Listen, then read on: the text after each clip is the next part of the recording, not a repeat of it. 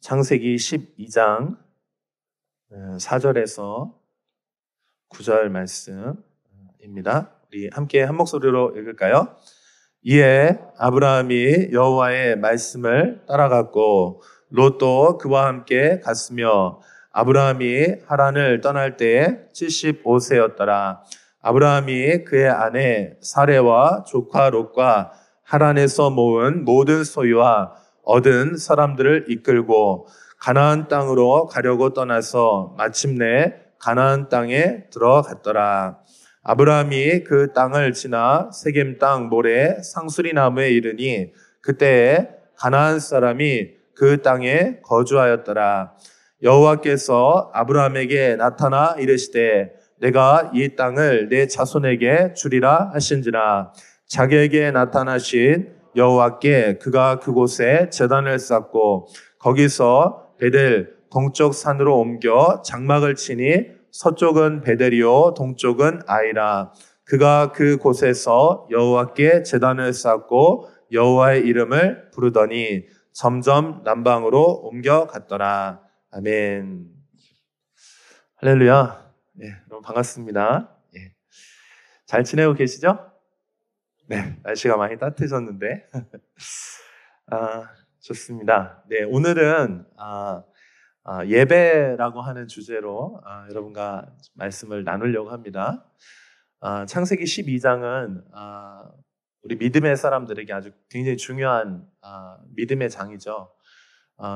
우리가 어떻게 살아야 되는지 그 모델로서 아브라함을 부르셨는데 그 아브라함을 처음 부르셔서 그가 하나님 부르신 그 땅에 가서 처음 무엇을 했는지 그 일들이 나타나기 때문에 그렇습니다. 그래서 오늘 저는 여러분과 함께 그 예배에 대해서 함께 그 주제로 좀 나누려고 하고 7절, 8절에 보면 아브라함이 그 제단을 쌓는 그런 일들이 있거든요. 그래서 그 의미가 무엇인지에 대해서도 여러분과 함께 좀 나누어 보려고 합니다. 제가 지금 창세기 12장 1절부터 그 9절 사이를 이제 몇 주간에 걸쳐서 좀 나누고 있어요. 왜 나누고 있냐면, 다음 주가 저희가 이제 창립 2주년이거든요. 그래서 감사 예배 드리면서 저희가 야외 예배를 지금 이제 기획을 하고 있는데, 그래서 우리 교회가 하나님의 그 부르심이 무엇인지, 그리고 그 부르심의 땅에서 우리가 무엇을 해야 되는지에 대해서 여러분과 좀 나누기 위해서 지금 이 말씀들을 제가 좀 시리즈로 이렇게 좀 나누고 있습니다. 네, 그래서 이제 다음 주에 저희가 5월 첫째 주에 이제 야외 예배로 함께 할 텐데 여러분 다 시간을 잘 내주셔서 함께 동참해 주시기를 바랍니다. 부탁드립니다.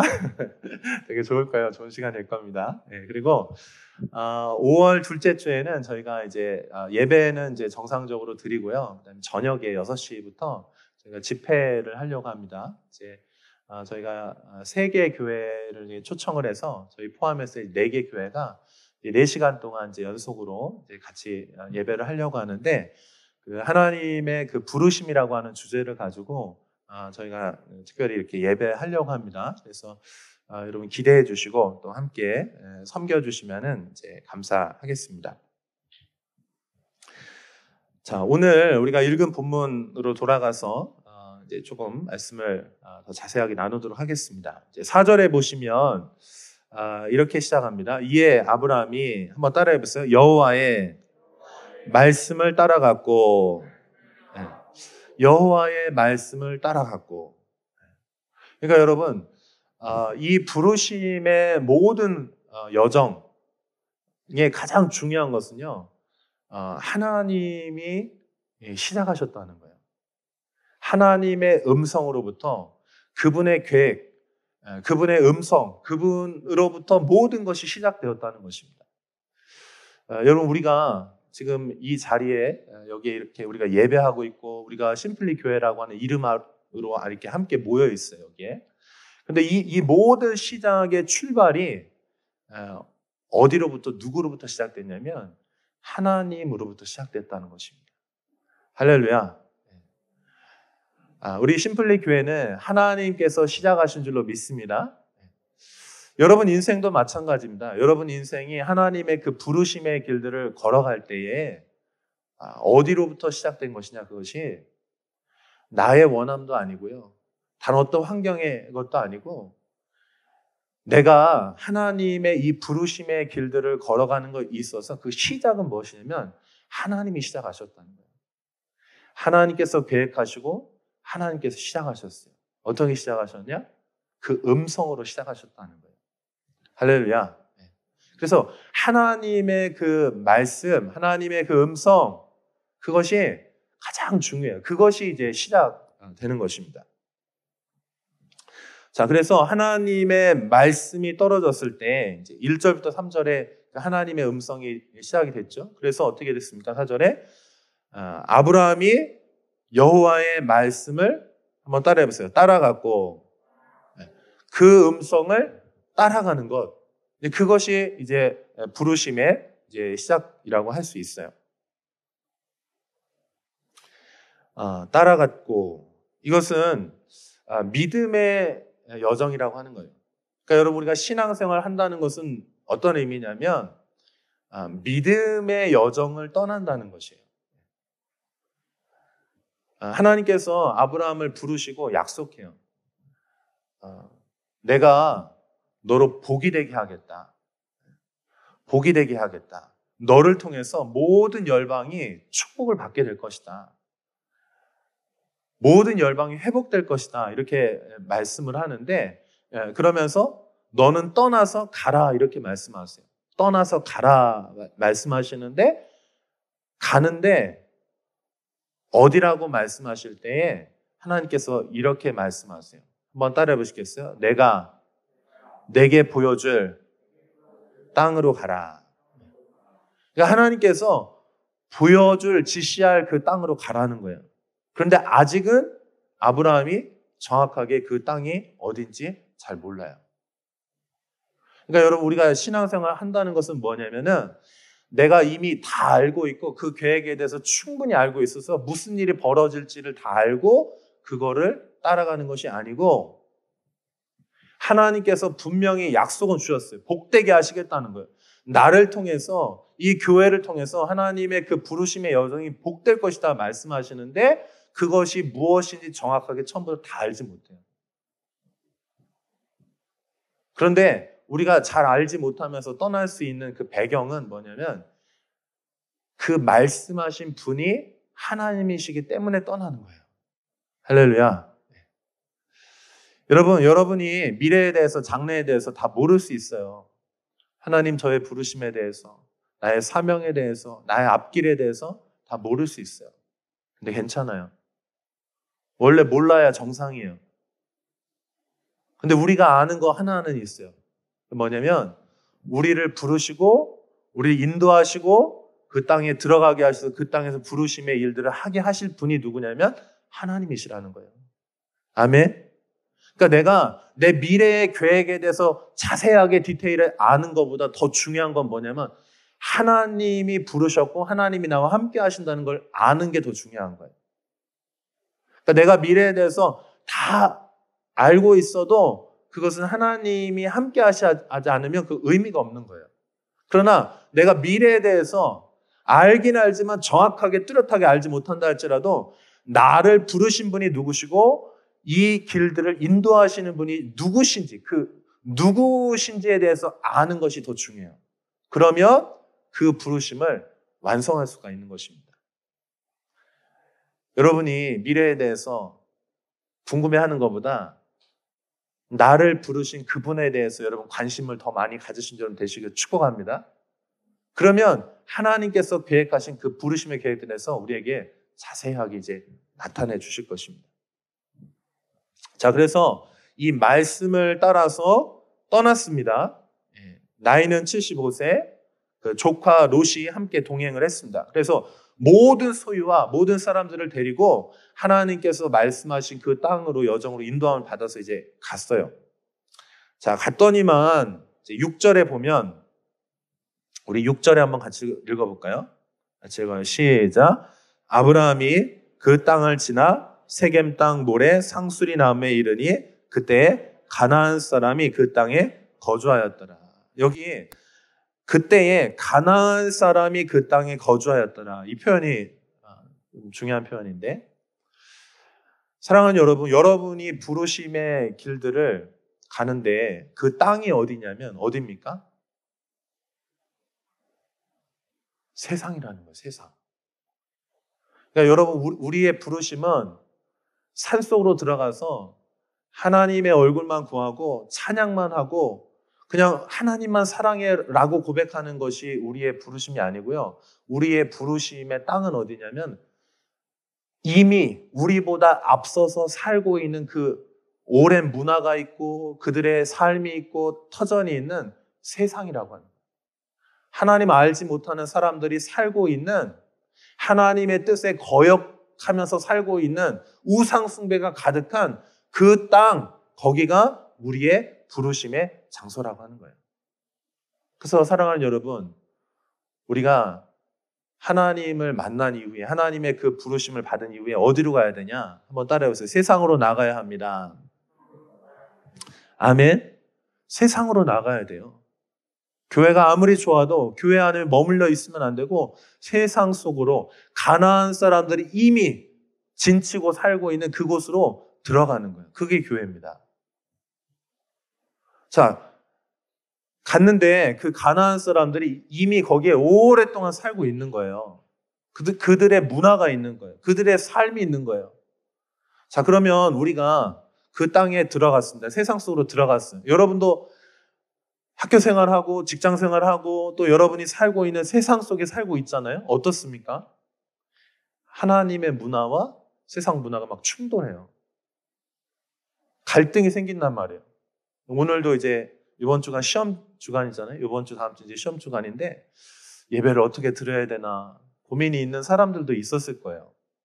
내일 시험이 막 어려운 전공 과목인데 어떻게 해야 되나? 바쁜 일들이 있는데 어떻게 해야 되나? 이런 고민들이 있었을 거예요. 그때 여러분이 거기서 어떻게 그 하나님의 그 부르심의 자리에서 그 길들을 계속해서 걸어갈 수 있고 순종해 나갈 수 있냐? 어떻게 할 수 있을까요, 여러분? 한번 따라해 보시겠어요? 하나님과의 만남이 있어야 합니다. 아멘. 하나님과의 만남이 있어야 하나님께로부터 능력을 받아야 하나님의 말씀이 떨어져야 내가 세상 속에 살지만 거기서 하나님 나라의 영향력을 미치면서 그 땅을 변화시키는 자로서 그 땅에 살 수가 있는 거예요. 내 능력으로 할 수 없습니다. 하나님과의 만남이 반드시 있어야 우리는 세상 속의 그 부르심의 자리에 들어가서 그 땅에서 하나님의 빛을 발하고 소금의 맛을 내고 그 땅에 하나님 나라의 문화들을 세워나갈 수가 있는 것이에요. 할렐루야. 한번 따라해 보시겠어요? 나에게 하나님과의 만남이 필요합니다. 아멘. 우리가 이렇게 모여서 왜 예배를 합니까? 왜 말씀을 나눕니까?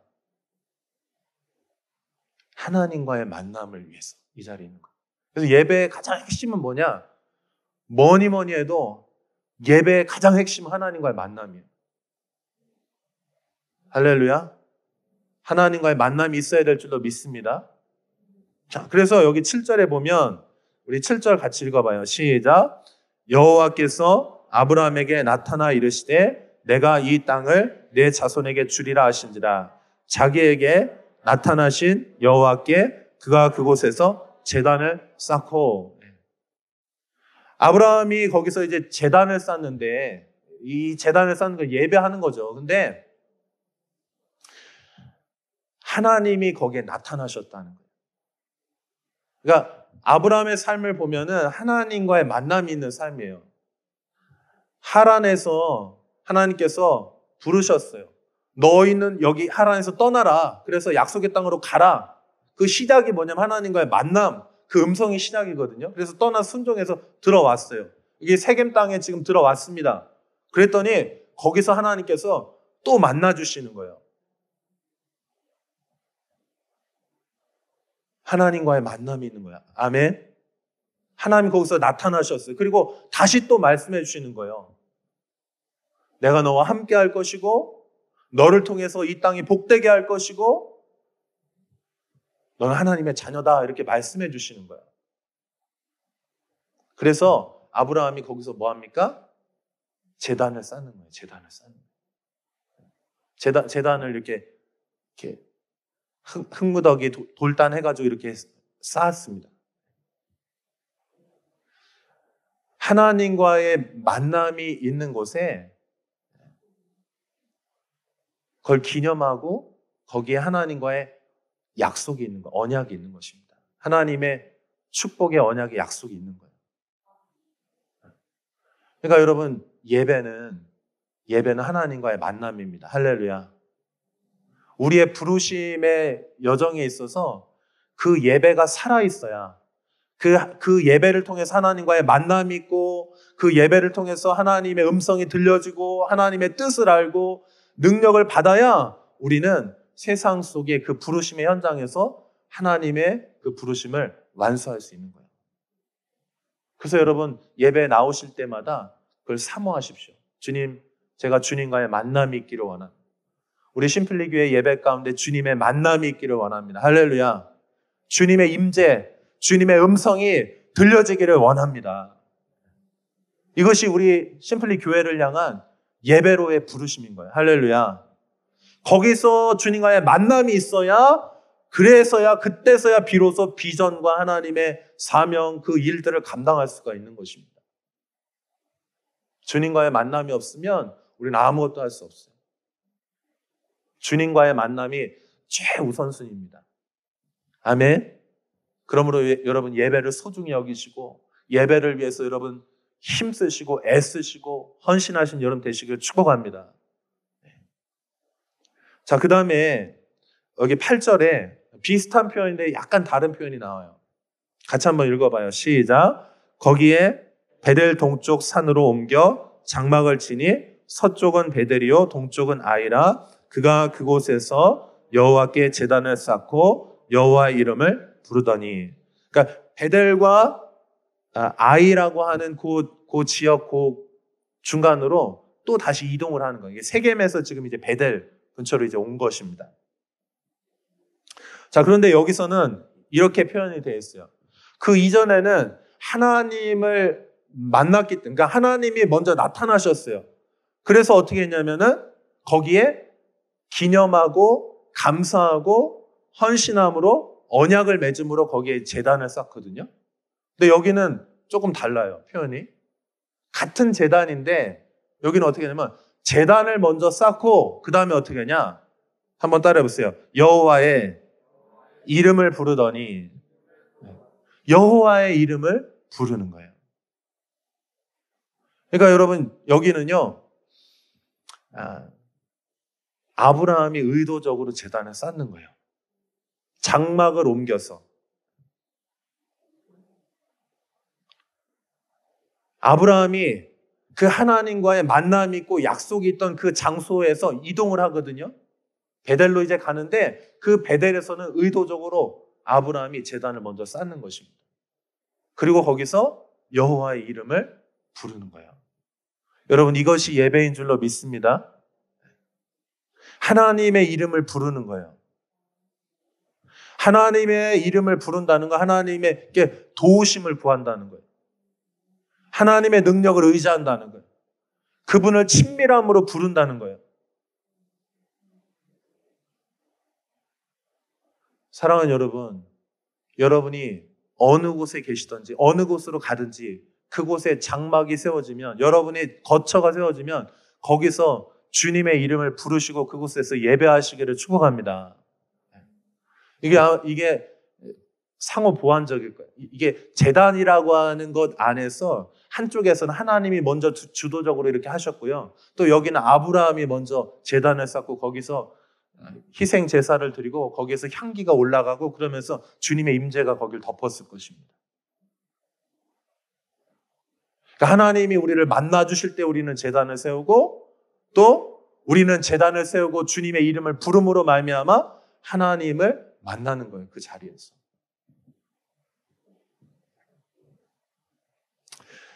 사랑하는 여러분, 여러분의 하나님 부르신 그 자리에 제단이 세워질 수 있기를 축복합니다. 하나님 말씀을 소리내어서 읽으십시오. 찬송을 부르십시오. 엎드리십시오.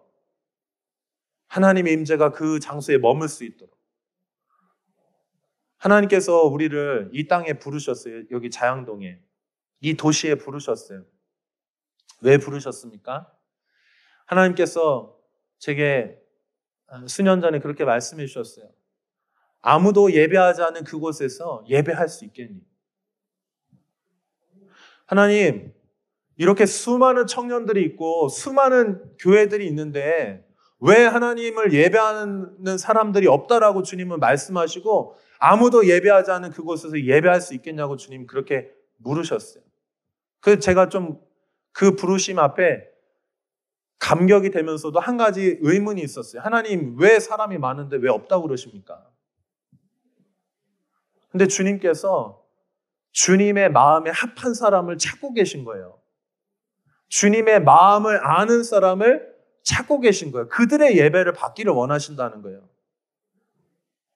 그냥 예배가 아니고 의미 없는 예배가 아니고 만남이 없는 예배가 아니고 하나님과의 감격적인 만남이 있고 그분의 뜻을 알고 그분께 마음이 합해져서 그분의 뜻을 이루어드리고 싶어하는 그 하나님을 사랑하는 자들의 예배를 주님이 받기를 원하신다는 거예요. 사랑하는 젊은이들 가운데 그 예배가 드려지기를 축복합니다. 여러분이 그런 예배자들 되시기를 축복합니다. 그래서 하나님께서 이 도시에, 이 땅에 하나님께서 우리를 이곳에 부르셨어요. 그래서 우리가 여기에 존재하는 것입니다. 우리 이 땅에 사는 사람들을 흔들어 깨우는 거예요. 영을 막 흔들어 깨우는 거예요. 잠들어 있는 영혼들, 하나님에 대해서 알고 있어. 그러나 그 영이 잠들어 있어서 신앙생활 하지만 뭘 위해서 하는지도 모르는 채 이미 잠들어 있는 그 사람들을 우리 흔들어 깨우는 것이 우리의 사명인 줄로 믿습니다. 교회들이 막 깨어나야 되는 거예요. 하나님의 마음을 열망하고 주님을 정말 전심으로 사랑하는 그런 예배들이 교회들마다 이제 드려져야 되는 거예요. 아멘. 코로나 상황일지라도 하나님께서 역사하고 계시고 하나님께서 주님의 교회들 흔들어 깨우고 계시는 줄로 믿습니다. 우리 그런 역할들을 해야 되는 것이에요. 또 잠들어 있는 영혼뿐만 아니고요. 죽어 있는 영혼들을 살려야 되는 것이에요. 아멘. 여러분, 죽어 있는 영혼들을 살려야 됩니다. 아멘. 주님을 알지 못하는 사람들, 수많은 젊은이들이, 수많은 사람들이 이 도시에 살면서 하나님을 알지 못해서 그 인생을 허비하고 방황하면서 헛된 것을 위해서 살아가고 있는 거예요. 없어질 것을 위해서. 사랑하는 여러분, 여러분의 영이 지금 흔들어 깨워지기를 축복합니다. 죽은 영혼이 살아날 수 있기를 축복합니다.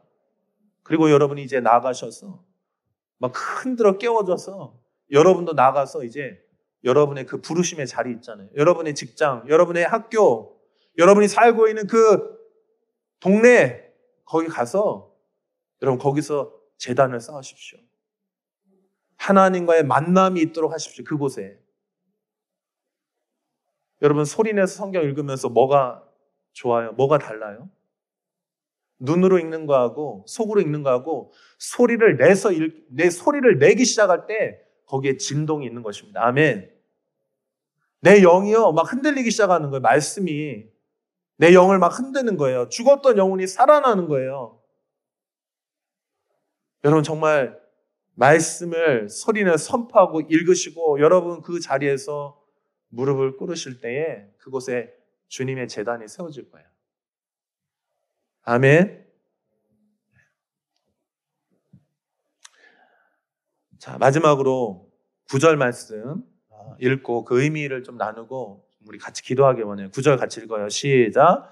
점점 남방으로 옮겨 갔더라. 여기 아브라함의 삶을 보면은요, 계속 움직여요. 움직인다고 하는 것은 무슨 얘기냐면 아직 하나님의 그 부르심에 대해서 알기는 알지만 정확하게 아직 알지 못한다는. 부르심을 받았지만 환경이 힘들어지면 상황이 어려워지면 그 부르심은 알지만 이렇게 떠밀려 다니면서 흔들리고 있다는 거예요, 지금. 아직 부르심이 명확하지가 않다는 거예요. 뿌리를 내리지 못했다는 거예요. 근데 여러분, 이 과정들을 이제 점점 진행해 가면서요. 아브라함, 이삭, 야곱, 12아들들, 그리고 여호수아를 통해 다시 들어오고, 그리고 그 땅에 다윗이 세워지면서, 거기 성전이 세워지면서 그 부르심이 아주 명확해지는 거예요. 사랑하는 여러분, 여러분의 하나님의 그 부르심이 뚜렷해지고 더 명확해지고 뿌리를 내리실 수 있기를 축복합니다. 우리 교회도 마찬가지예요. 우리 교회가 부르심을 받아서 여기 왔어요. 근데 이 상황이 환경이 밀어닥치면 아직 튼튼하지 않기 때문에 이렇게 좀 흔들릴 수 있는 거예요. 그럴 수 있다는 것이에요. 제가 요번에 이제 부르심 집회, 다음 주 그리고 그 다음 주 이제 부르심 집회 하면서 제가 기대하는 것이 있어요. 소원하는 것이 있어요. 하나님, 이곳에서 함께 교회들이 연합해서 함께 정말 하나님을 찾고 구하고 부르짖어 기도할 때에 하나님 이곳에 하나님의 정말 만남이 있고 하나님의 음성이 떨어지기를 원합니다. 그래서 그 부르심이 아주 명확해지고 뿌리가 내려질 수 있도록 흔들리지 않는, 비바람이 불어도 흔들리지 않고 거기에 뿌리를 깊이 내려서 이 부르심을 완성하는 그런 교회가 되게 해주십시오. 아멘. 여러분, 우리 그런 집회 될 수 있기를 위해서 여러분 이제 2주 남았어요. 그 집회를 위해서 여러분 진짜 기도해 주시기 바랍니다. 아멘. 그리고 교회의 부르심뿐만 아니고 여러분의 부르심도 마찬가지예요. 여러분이 하나님 부르셨다는 거 알고 있어요. 구원받은 하나님의 자녀는 다 부르심 안에 있다는 거 알아요. 그리고 어렴풋하게 내가 지나온 과정들을 통해서 하나님께서 나를 만나셨던 어떤 과정들을 통해서 여러분 개인의 그 부르심들에서 어느 정도는 알고 계실 거예요. 그런데 여러분, 어느 정도 알고 있는 것이 아니고 이제는 뚜렷하게 더 깊이 그 부르심에 대해서 우리가 이해해 가야 할 줄로 믿습니다. 그리고 더 헌신에 들어가면서 거기에 뿌리를 내리는 거예요.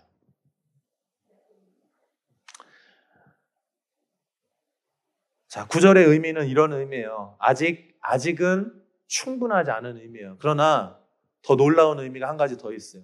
그건 뭐냐면 심지어 우리가 주님의 부르심을 받았고 충분히 이해하지 못해서 상황과 환경이 떠밀린다 할지라도 점점 남방으로 옮겨가고, 그리고 심지어는 애굽으로 내려갔다가 다시 하나님이 보호하셔서 지켜서 올라오는 이런 과정들이 있는데, 심지어는 아내를 빼앗기기도 해요. 가장 소중한 그 사라의 몸을 통해서만 나오거든요. 근데 그 사라를 빼앗기는 거예요. 그런 여정이 있다는 거예요. 근데 더 놀라운 거는요, 그 모든 여정 가운데 하나님이 함께 하신다는 거예요. 아멘. 부르심의 사람들과 하나님이 함께 하시는 줄로 믿습니다. 심지어는 상황에 밀리고 환경에 밀리고 떠밀리는 것 같다 할지라도, 방황하는 것 같다 할지라도 하나님이 그와 늘 함께 하시면서 보호하시면서 그 부르심을 완성해 갈 수 있도록 도와주시는 거예요. 그러므로 여러분, 절대로 그 부르심의 자리에서 흔들린다고 포기하지 마십시오. 여러분, 부르심의 길들을 계속해서 걸어가시기를 축복합니다. 하나님이 함께 하시고 여러분이 어디에 있든지 어떤 상황이 있든지 하나님이 함께 하시는 거예요. 내가 너와 함께 한다. 내가 반드시 이 비전을 이룬다. 이 부르심을 완성할 것이다. 이것이 주님의 계획이고 하나님의 의지예요. 의지. 잊지 마시기 바랍니다. 하나님이 여러분과 함께 하시는 줄로 믿습니다. 그리고 여러분은 그 과정을 통해서 때로는 실수하고 넘어진다 할지라도 그 과정을 통해서 부르심에 대해서 더 명확하게 이해하기 시작할 것입니다. 우리 같이 기도하겠습니다.